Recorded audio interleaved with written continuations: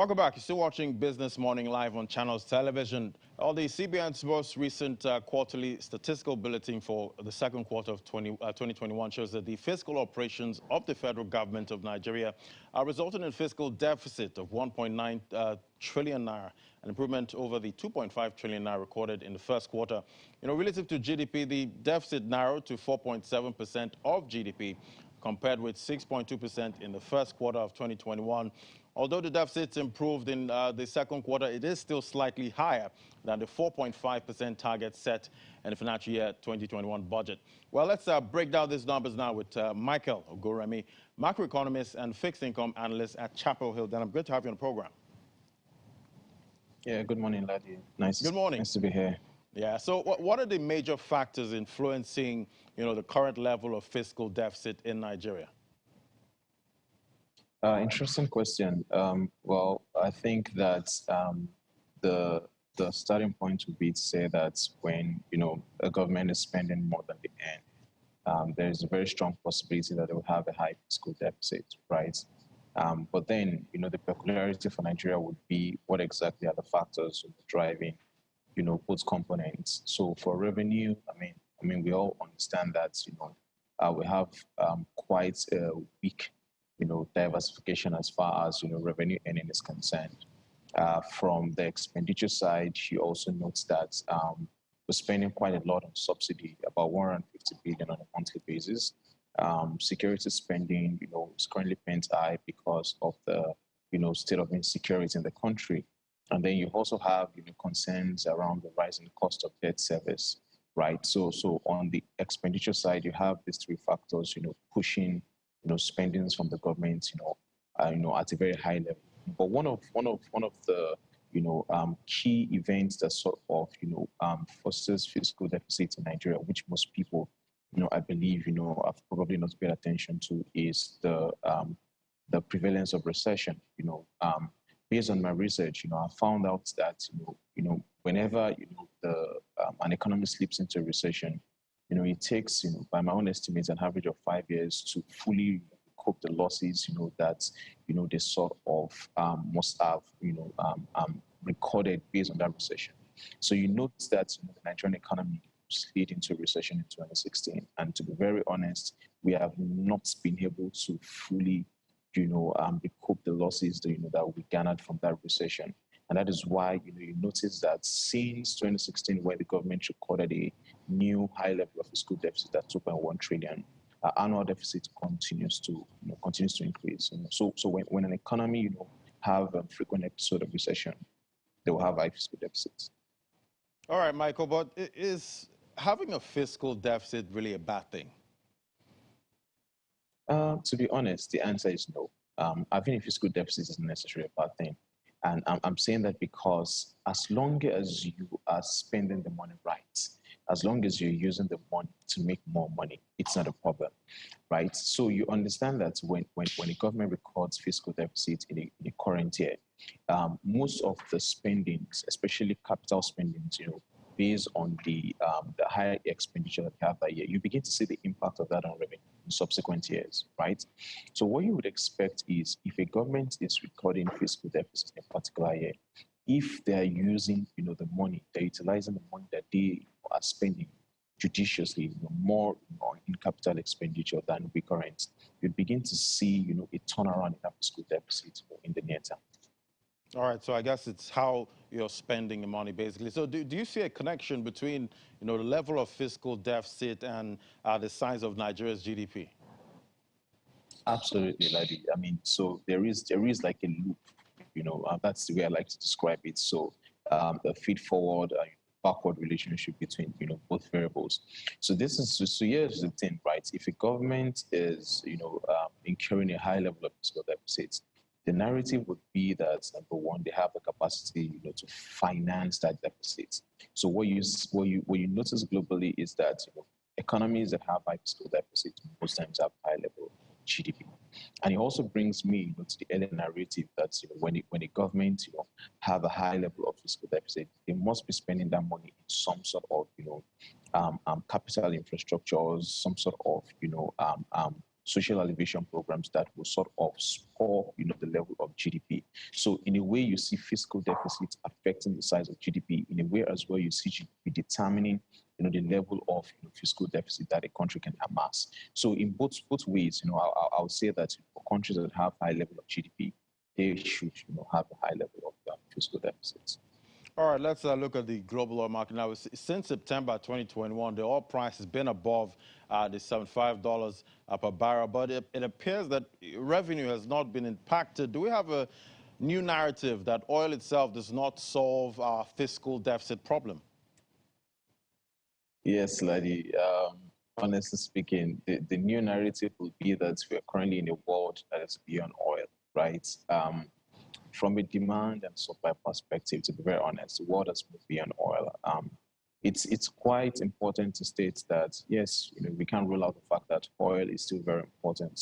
Currently, you still have quite a lot of industrial activities being powered by crude oil globally. But I tell you for a fact that in the next decade, thereabouts, you most likely begin to see a world. I mean, countries and economies that are running, without oil.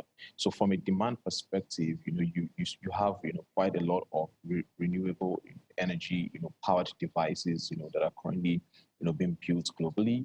From a supply perspective, you also have quite a lot of oil producing economies and corporates going the cleaner energy route, because for them they believe that that's the future of energy, right?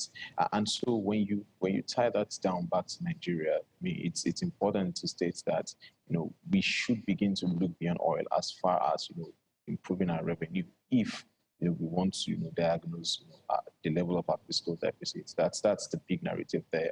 We need to look beyond oil. Oil, used to be the savior in most people's opinion, but in current times, I don't really think that narrative holds. Right, and with countries looking at cleaner energy now, about oil contributes less than 10% of our GDP, but over 80% of our revenue. Does this distortion have any implication for our fiscal deficit?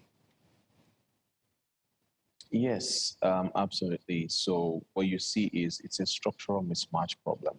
That's the truth about it.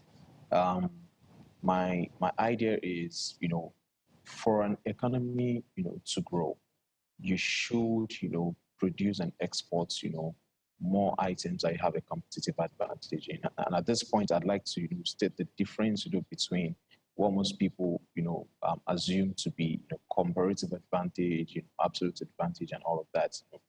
Yes, I mean, it's quite true. Economic theory will tell you that a country should produce goods that they have comparative advantage in. But honestly, in my opinion, I think that narrative is beginning, is biased.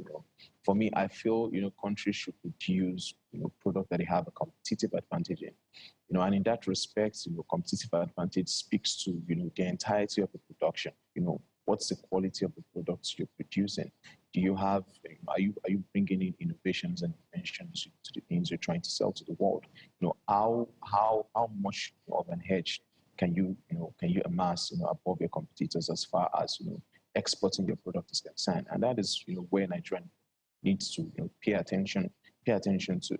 So you look at the structure of our GDP, and what you notice is, yes, we're exporting crude oil. Crude oil accounting for about 80% of our revenue, but it contributes only 10% of our GDP. But you have sectors like agriculture, you have sectors like trade, you have sectors like telecom.